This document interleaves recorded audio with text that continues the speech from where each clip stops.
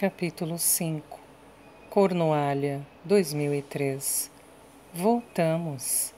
Sadie tirou os tênis de corrida enlameados no pequeno hall de entrada da casa do avô, usando os pés para alinhá-los junto ao rodapé. O chalé do penhasco estava impregnado com o cheiro de algo morno e salgado. Porém, seu estômago, depois de um café da manhã insuficiente, implorava de um jeito barulhento. Ei, Bert, você não vai acreditar no que descobrimos. Ela despejou uma porção de biscoitos caninos do pote debaixo do armário de casacos. Vovô? Na cozinha veio a resposta dele. Sadie deu uma última acariciada nos cães vorazes e entrou. Seu avô se encontrava à mesa de jantar redonda de madeira, mas não estava sozinho. Uma mulher pequena, de aparência enérgica, com cabelos grisalhos curtos e óculos escuros, estava sentada diante dele, uma caneca nas mãos e um sorriso alegre de saudação no rosto. Ah, disse Sadie, me desculpem, eu não sabia. Seu avô fez um gesto, dispensando seu pedido de desculpas. A chaleira ainda está quente, Sadie, querida. Sirva-se de uma xícara e junte-se a nós. Esta é Louise Clark, do hospital. Ela está aqui para coletar brinquedos para o festival de solstício. Enquanto Sadie a cumprimentava com um sorriso, ele acrescentou: ela gentilmente trouxe um guisado para o nosso jantar. Era o mínimo que eu podia fazer, disse Louise, meio se levantando para apertar a mão de Sadie. Ela estava usando jeans desbotados e em sua camiseta, do mesmo verde vibrante que a armação de seus óculos, estava escrito: a magia acontece. Tinha um desses rostos que parecem se iluminar por dentro, como se ela dormisse melhor que o restante da população. Sadie sentiu-se empoeirada, enrugada e mal-humorada em comparação. Seu avô faz um belo trabalho, uma escultura muito refinada. A barraca do hospital vai ser incrível este ano. Temos muita sorte de contar com ele. Sadie tinha a convicção disso, porém, sabendo como o avô detestava elogios em público, não falou nada. Em vez disso, deu um beijo no topo da careca dele, quando se espremeu para passar por trás de sua cadeira. Já vi que vou ter que estalar o chicote e mantê-lo trabalhando, comentou ela ao chegar ao banco.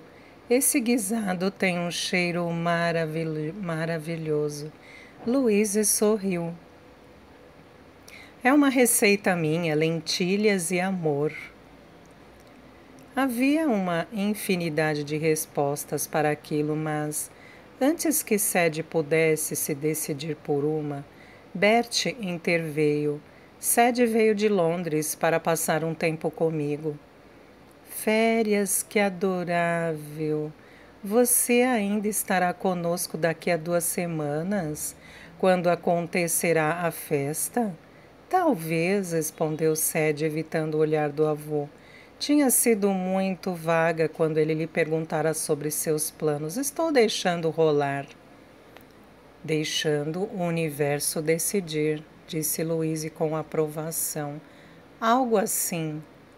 Bert arqueou as sobrancelhas, mas, claro, achou melhor não pressionar. Ele assentiu para a roupa enlameada de Sadie. Você foi à guerra. Você devia ver o outro cara. Louise arregalou os olhos. Minha neta corre, explicou Bert. É uma daquelas pessoas estranhas que parecem gostar de desconforto. Nessa última semana ela teve febre por ser obrigada a ficar trancada e parece que está descontando nas trilhas da região. Louise riu.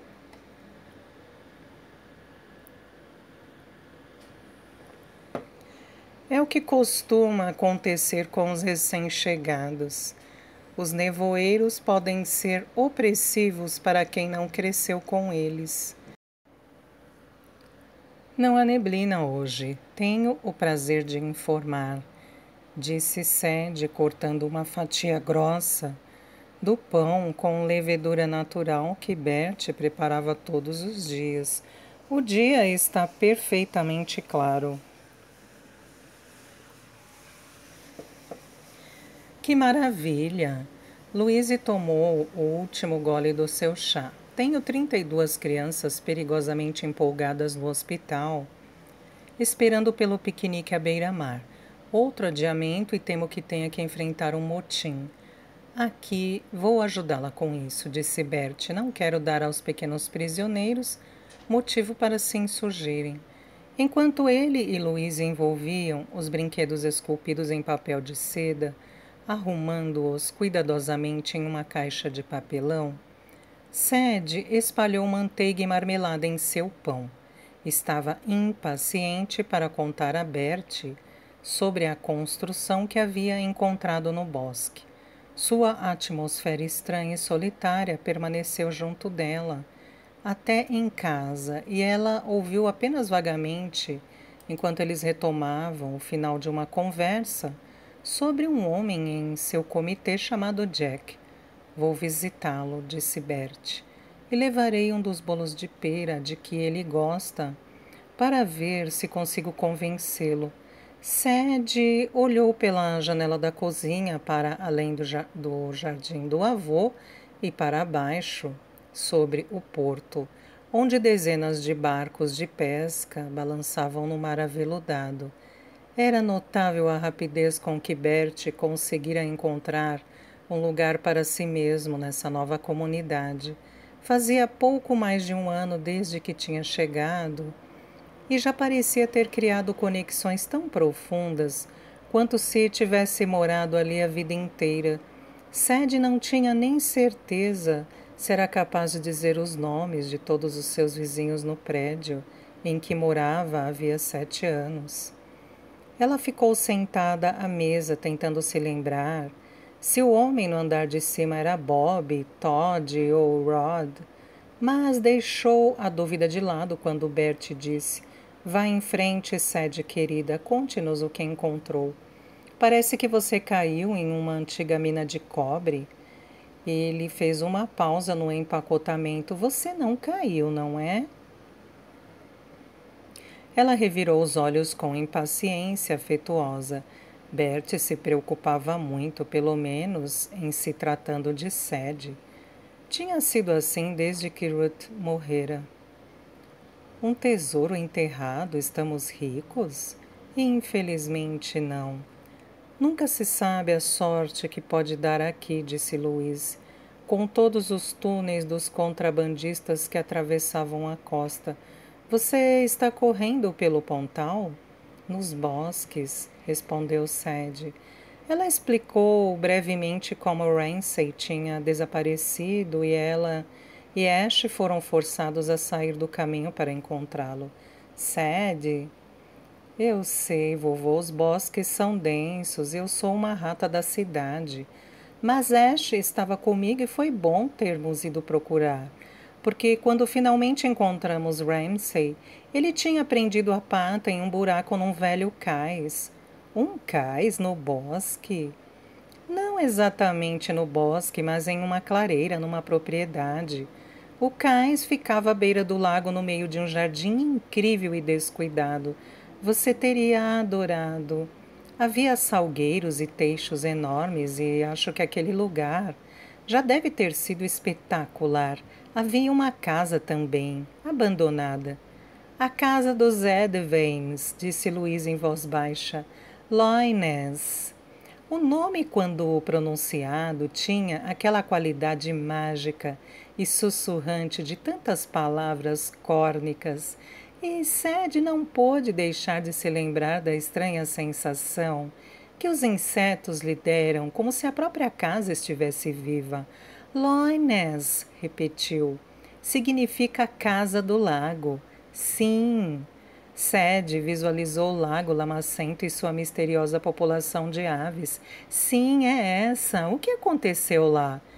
Algo terrível, disse Louise com um triste meneio de cabeça. Nos anos 1930, antes de eu nascer.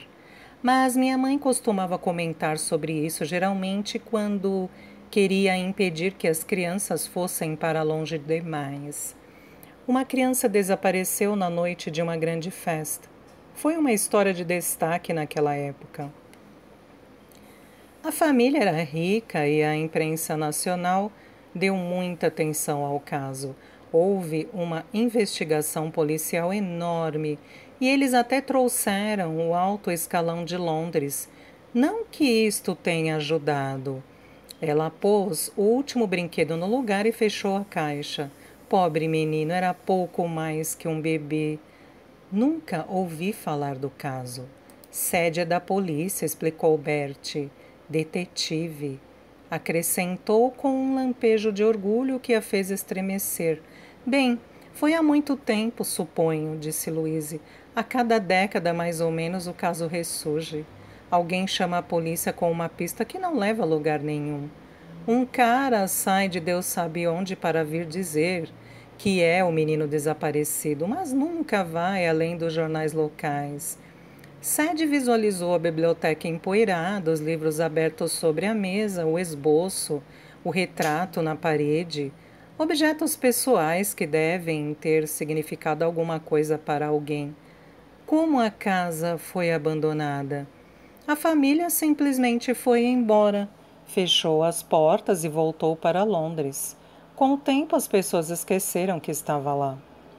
Tornou-se nossa casa da bela adormecida, no fundo da floresta. Não é o tipo de lugar do qual você se aproxima, a menos que tenha bons motivos. Dizem que era linda, com um belo jardim, um grande lago, uma espécie de paraíso. Mas tudo se perdeu quando o garotinho desapareceu. Bertie suspirou com profunda satisfação e juntou as mãos em uma batida suave. É, disse ele, é esse tipo de coisa que fui levado a acreditar que encontraria na Cornualha. Sede franziu a testa, surpresa com seu avô, quase sempre pragmático. Era uma história romântica, com certeza, mas seu instinto de policial veio à tona. Ninguém desaparece de repente, deixando a reação de Bertie para outra hora. Ela se virou para Louise. A investigação policial começou. Suponho que houvesse suspeitos. Devia haver, mas ninguém foi condenado. Pelo que me lembro, foi um verdadeiro mistério, sem pistas claras. Houve uma enorme busca pelo menino, uma teoria inicial de que ele poderia simplesmente ter se afastado, mas nenhum vestígio dele foi encontrado. E a família nunca mais voltou? Nunca. Eles não venderam a casa? Não, pelo que sei. Estranho, disse Bertie, simplesmente deixá-la para trás, trancada e sozinha por todo esse tempo. Imagino que fosse triste demais para eles, opinou Louise. Muitas lembranças. Imagine só perder um filho, toda a dor, a sensação de impotência. Consigo entender porque eles abandonaram o lugar e decidiram recomeçar em outro, um afastamento justo. Sede murmurou, concordando. Não acrescentou que em sua experiência não importava quanto uma pessoa corresse, não importava quão fresco fosse o recomeço que se permitisse. O passado tinha uma forma de se projetar através dos anos e alcançá-la. Naquela noite, no quarto que Bertie havia reservado para ela no primeiro andar, Sede pegou o envelope, tal como tinha feito nas 2 noites anteriores. No entanto, não puxou a carta de dentro dele. Não havia necessidade. Tinha memorizado seu conteúdo semanas antes. Ela correu o polegar pela frente. A mensagem escrita em letras maiúsculas acima do endereço. Não dobre, contém fotografia. Tinha memorizado a foto também. Prova. Evidência tangível do que ela havia feito. Os cachorros se remexeram aos pés da cama e Ramsay choramingou em seu sono. Sad pôs uma das mãos em seu flanco quente para acalmá-lo. Tudo bem, meu amigo, vai ficar tudo bem. Ocorreu-lhe que estava dizendo isso tanto para si mesma quanto para ele. 15 anos. Foi o tempo que o passado tinha levado para encontrá-la. 15 anos em que ela havia se concentrado em avançar, determinada a nunca olhar para trás. Incrível, realmente, que depois de todos os seus esforços para construir uma barreira entre aquela época e agora, ela só tivesse precisado de uma carta para derrubá-la. Se fechasse os olhos, podia-se ver muito claramente aos 16 anos, esperando junto à parede de tijolos da frente da bela casa geminada de seus pais. Via o vestido de algodão barato que estava usando, a camada extra de brilho labial, os olhos delineados. Ainda se lembrava de ter aplicado o delineador, o toco de lápis de olho borrado, seu reflexo no espelho, seu desejo de desenhar traços grossos o bastante para se esconder atrás deles. Um homem e uma mulher que Sad não conhecia, conhecidos de seus avós, era tudo o que tinham dito a ela. Vieram buscá-la. Ele ficara no banco do motorista, polindo o volante preto com um pano, enquanto ela, com um batom coral, nacarado e explodindo eficiência, saíra do banco do carona e trotara para a calçada. Bom dia, disse ela com o tom estridente de alguém que sabia que estava sendo útil e se orgulhava bastante disso. Você deve ser Sad. Sad estivera sentada ali a manhã toda, depois de decidir que não fazia sentido ficar dentro da casa vazia e de não conseguir pensar em nenhum outro lugar aonde preferisse ir. Quando a assistente social de cabelo de rena lhe deu os detalhes de quando e onde esperar, ela cogitou não aparecer, mas apenas por 1 minuto. Sad sabia que essa era a sua melhor opção. Ela podia ser boba. Seus pais nunca se cansavam de dizer que era, mas não idiota. Sad Sparrow? Insistiu a mulher, um fino traço de suor nos pelos louros acima do lábio superior. Sad não respondeu. Sua colaboração tinha limites. Em vez disso, apertou a boca e fingiu grande interesse em um bando de estorninhos subindo pelo céu. A mulher, por sua vez, permaneceu esplendidamente indiferente. Sou a senhora Gardner. E aquele ali na frente é o senhor Gardner. Sua avó Ruth nos pediu para buscar você, já que nem ela nem seu avô dirigem, e ficamos muito felizes em ajudar. Somos vizinhos e, por acaso, passamos muito tempo fora de casa, aqui por estas bandas.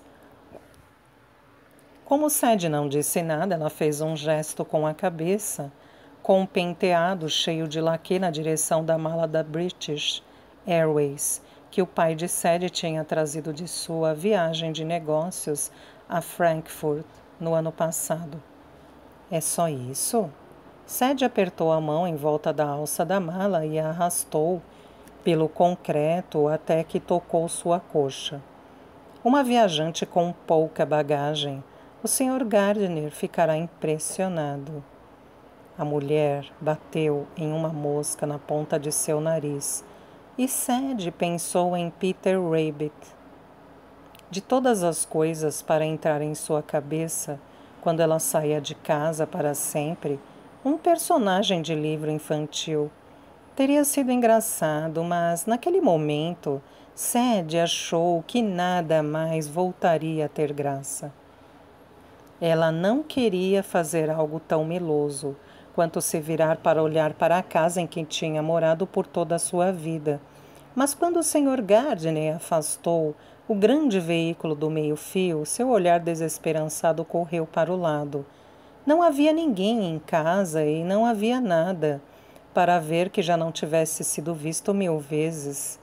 Na janela da casa ao lado, uma cortina puxada de lado se mexeu e se fechou, um sinal oficial de que a breve ruptura da saída de Sadie havia terminado e a mesmice da vida suburbana estava livre para continuar seu fluxo.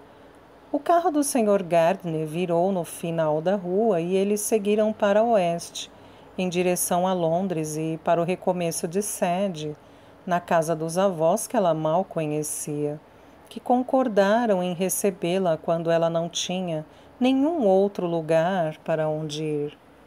Alguns baques baixos soaram, vindo do teto, e Sadie abandonou a lembrança, piscando no quarto mal iluminado, caiado de branco, com seu teto inclinado e a mansarda com vista para o vasto e escuro oceano. Uma única foto estava pendurada na parede, a mesma imagem emoldurada de Ruth colocara acima da cama de Sadie em Londres. De um mar agitado pela tempestade, uma onda enorme, ameaçando engolir 3 minúsculos barcos de pesca. Compramos na nossa lua de mel, dissera ela a Sadie certa noite. Foi amor à primeira vista. A tensão desta grande onda travada à beira do estouro inevitável. Os valentes e experientes pescadores, com as cabeças inclinadas, agarrando-se à vida. Sadie tinha vislumbrado o sentido do conselho. Ruth não precisara explicar. Outro baque. Bert estava novamente no sótão.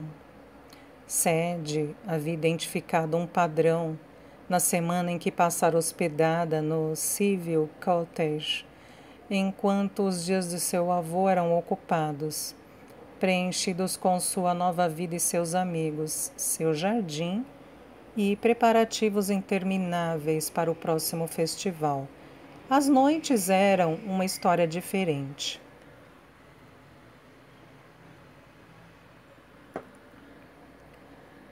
Algum tempo após o jantar,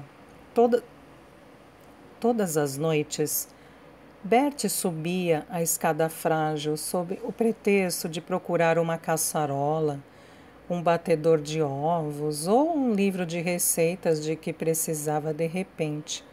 Havia uma série inicial de baques enquanto ele revirava as caixas, até que o intervalo entre eles se alongava e o doce cheiro de fumaça de cachimbo saía pelas fendas das tábuas do teto.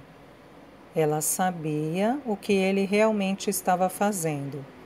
Já havia doado algumas roupas de Ruth a Oxfam, mas ainda restava um grande número de caixas, cheias de coisas das quais ele não suportava se separar. Eram as coleções de uma vida e ele era o seu curador. Elas vão ficar mais um dia, avisou ele rapidamente quando Sadie se ofereceu para ajudá-lo a separar as coisas. E então, como se lamentando o tom agudo, não estão fazendo mal a ninguém. Gosto de pensar que há muito dela aqui debaixo deste teto. Fora uma surpresa quando seu avô contou que havia vendido a casa e estava se mudando para a Cornualha. Ele e Ruth tinham vivido naquela casa desde que se casaram, uma casa que Sadie havia amado, que tinha sido um porto seguro para ela. Ela presumira que ele ficaria ali para sempre, detestando sair do lugar, onde as memórias felizes se moviam como imagens velhas de um projetor nos cantos empoeirados. Mas também Sadie nunca amara outra pessoa com o tipo de devoção compartilhada por Bert e Ruth. Então, o que ela saberia? No fim, descobrira que a mudança era algo que durante anos eles tinham falado em fazer juntos. Um cliente tinha plantado a ideia na cabeça de Bert quando ele ainda era jovem, contando-lhe histórias sobre o bom tempo no oeste, os jardins gloriosos, o sal, o mar e o rico folclore. Nunca chegou o momento, revelou ele a Sadie, triste, semanas depois do funeral. Você sempre imagina que há tempo, até que um dia percebe que não há mais. Quando Sadie perguntou se ele sentiria falta de Londres, o avô deu de ombros e disse que sentiria, claro.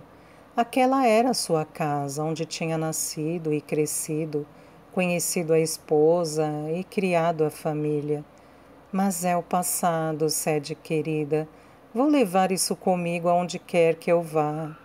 Fazer algo novo, porém, algo sobre o que Ruth e eu conversávamos. De alguma forma parece que estou dando um futuro para ela também. De repente, Sadie percebeu passos no patamar da escada e uma batida à porta. Rapidamente escondeu o envelope sob o travesseiro. Entre! A porta se abriu e Bert estava lá com uma lata de bolo na mão. Ela deu um sorriso muito largo, seu coração acelerado como se fosse culpada por alguma indiscrição. Encontrou o que estava procurando? Estou aqui, vou assá-lo amanhã. É um dos meus bolos de pera exclusivos. Ele franziu ligeiramente a testa, embora tenha me dado conta de que não tenho peras. Não sou especialista, mas acho que isso pode ser um problema. Você não poderia buscar algumas para mim na aldeia amanhã de manhã? Bem, vou ter que verificar minha agenda. Bert riu. Obrigado, Sadie querida. Ele se demorou de modo que Sadie soube que ele tinha algo mais a falar. E de fato falou. Encontrei outra coisa enquanto estava lá em cima. Ele enfiou a mão na lata e tirou um livro com orelhas nas folhas, segurando-o para que ela pudesse ver a capa. Bem conservado, hein? Sadie o reconheceu de pronto. Era como abrir a porta para um velho amigo inesperado, do tipo que a acompanhara durante um período particularmente difícil e sofrido. Ela não podia acreditar que Betty e Ruth tinham guardado aquilo. Difícil de imaginar agora a importância que o livro de atividades tivera em sua vida naquela época, quando foi morar com eles. Ela se fechara no quarto de hóspedes da casa dos avós. O pequeno quarto acima da loja que Ruth havia feito especialmente para ela. E preencher o livro todo, página por página, de ponta a ponta, com um comprometimento quase religioso. Resolveu todo o livro, não foi? Perguntou Bert. Cada um dos enigmas. Sadie ficou emocionada com o orgulho na voz dele. Resolvi. Nem precisou olhar as respostas, com certeza não. Ela olhou as bordas ásperas na parte de trás, de onde arrancar as respostas, para que não ficasse, nem pudesse ficar tentada. Isso tinha sido muito importante para ela.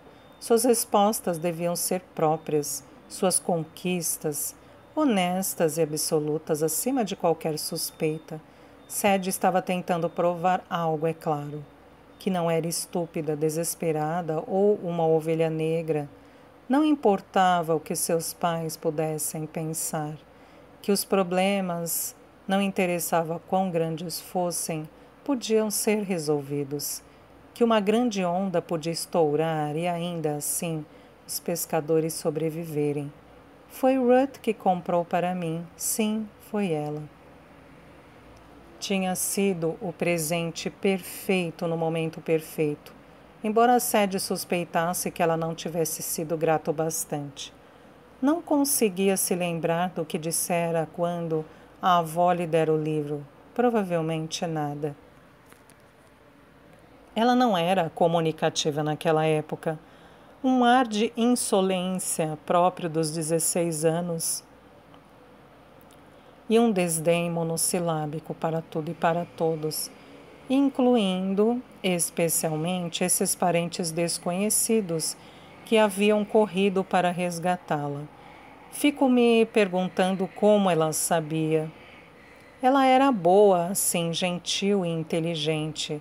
E enxergava as pessoas mesmo quando faziam o possível para se esconder.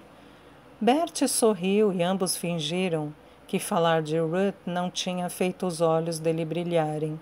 Ele colocou o livro na mesa de cabeceira.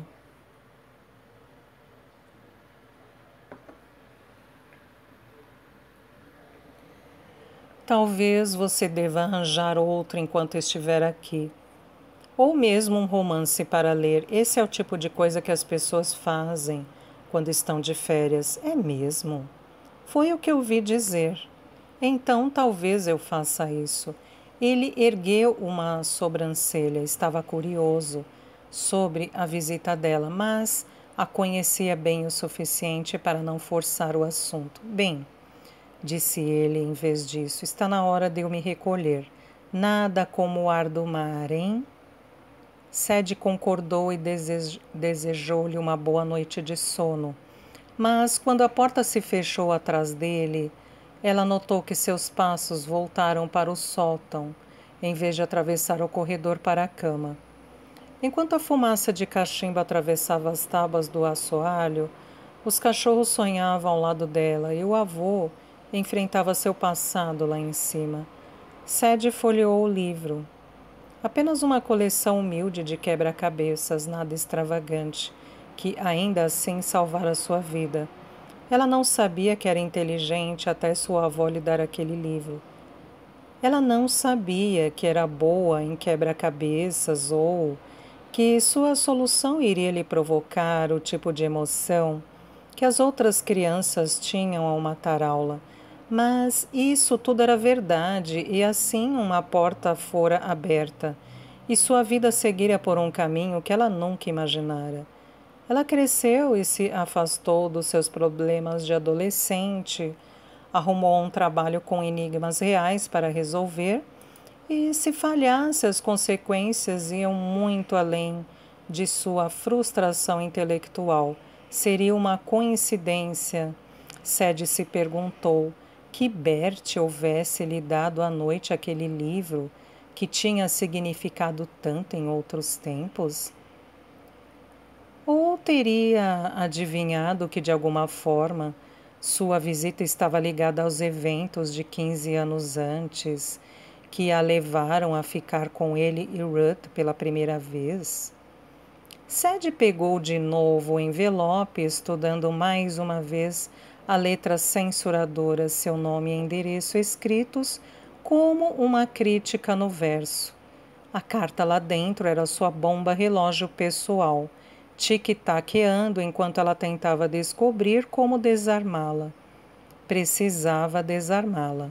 Aquilo havia bagunçado tudo e continuaria bagunçando até ela consertar as coisas.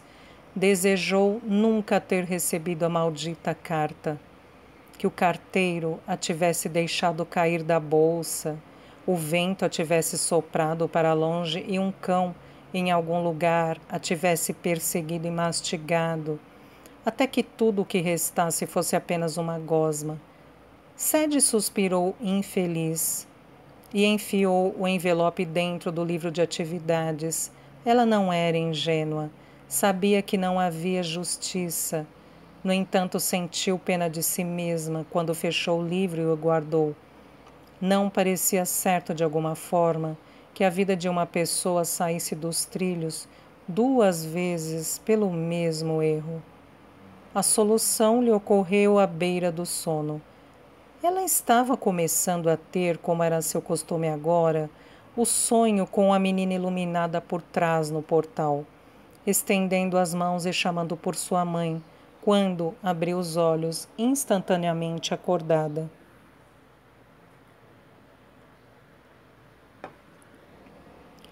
A resposta para todos os seus problemas, como lhe pareceu de noite, era tão simples que ela não podia acreditar que tinha levado 6 semanas para encontrá-la.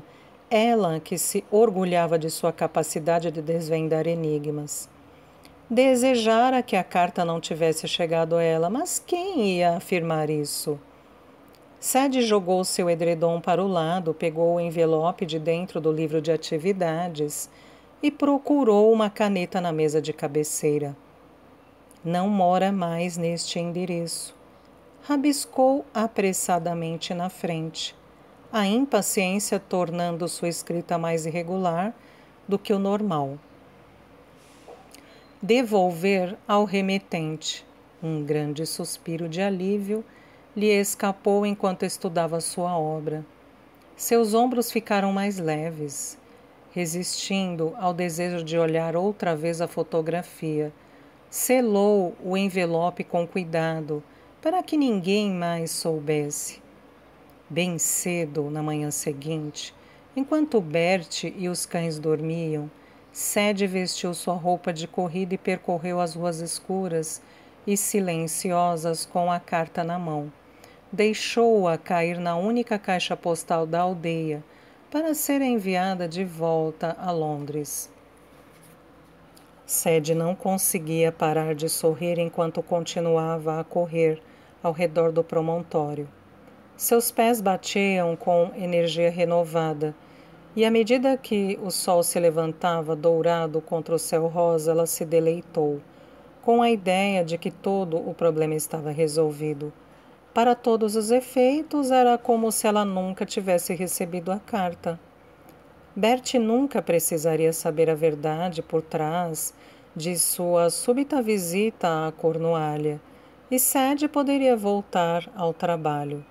Sem o conteúdo da carta ofuscando seu julgamento, ela seria capaz de dar o caso Bailey por encerrado de uma vez por todas e sair debaixo do manto de loucura que a havia encoberto. A única coisa que faltava fazer era contar a Donald. Quando tornou a sair mais tarde para buscar as peras para Bert, Sadie tomou o caminho mais longo para a aldeia, sobre o penhasco em direção ao mirante, e em seguida desceu o caminho ocidental íngreme para o parquinho. Não havia como negar que aquela era uma bela parte do mundo. Sadie entendia por que Bert tinha se apaixonado pelo lugar. Eu soube imediatamente, dissera ele, com zelo inesperado e renascido. Alguma coisa neste lugar simplesmente me chamava. Ele estava tão determinado a acreditar que existiam forças misteriosas externas em ação, tornando a mudança de alguma forma obrigatória, que Sadie apenas sorrira e acenara com a cabeça, abstendo-se de dizer que havia muito poucas pessoas que não sentiriam que a vida ali chamava por elas. Tirou as moedas do bolso e as sacudiu em expectativa. O sinal de celular não era confiável na aldeia, mas havia um telefone público no parque e ela ia aproveitar que estava fora do alcance de Bert. Deixou cair as moedas na fenda e esperou, batendo o polegar contra o lábio enquanto aguardava.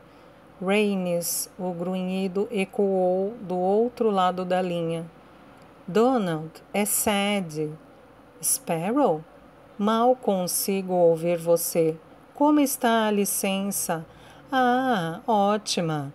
Ela hesitou, então acrescentou, tranquila, porque parecia o tipo de coisa que uma pessoa deveria dizer sobre as férias. Que bom!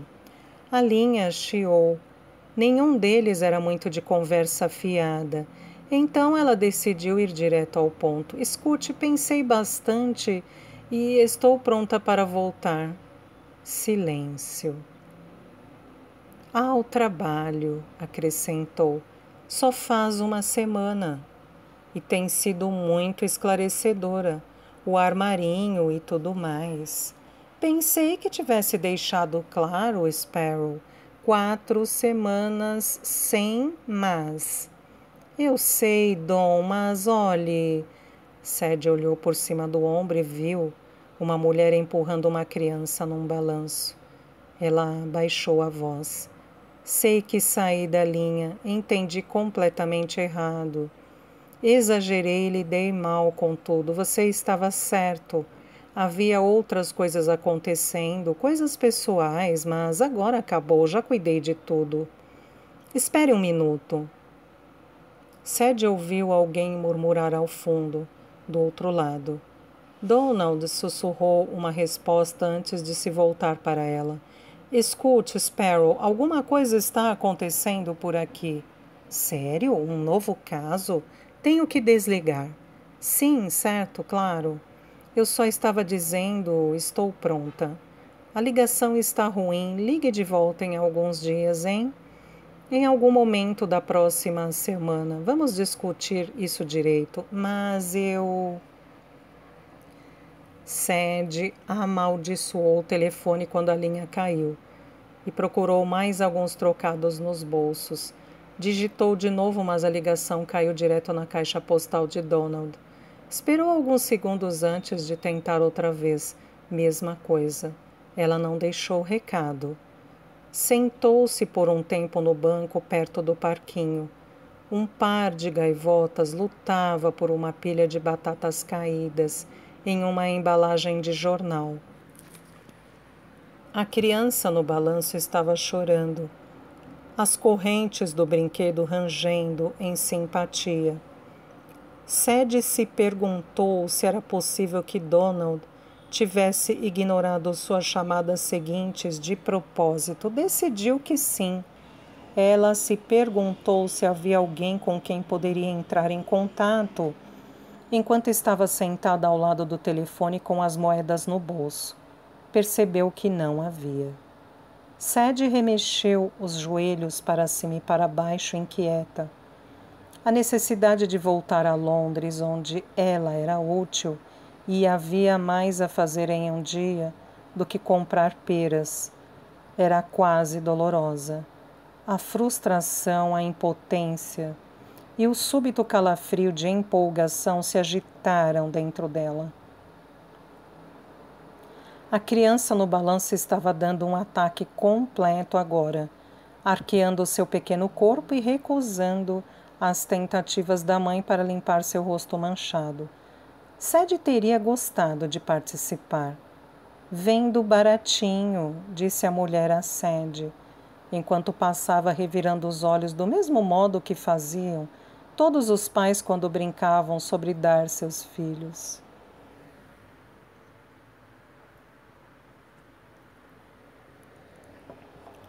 Sadie sorriu de leve e seguiu para a aldeia, onde fez um trabalho mais meticuloso do que o necessário para escolher as peras, examinando cada uma delas como um suspeito, em uma linha de identificação antes de fazer sua seleção, pagar no caixa e voltar para casa.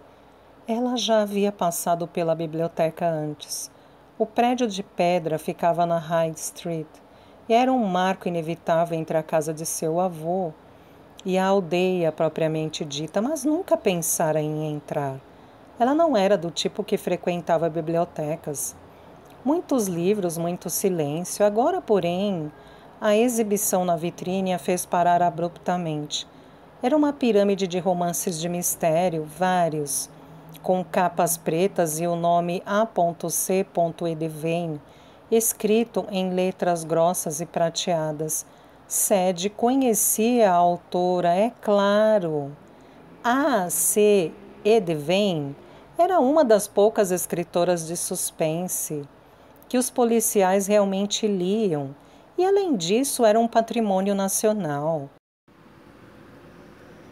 Quando Louise falara sobre a família Edevane e sua casa junto ao lago, Sadie não tinha feito a conexão.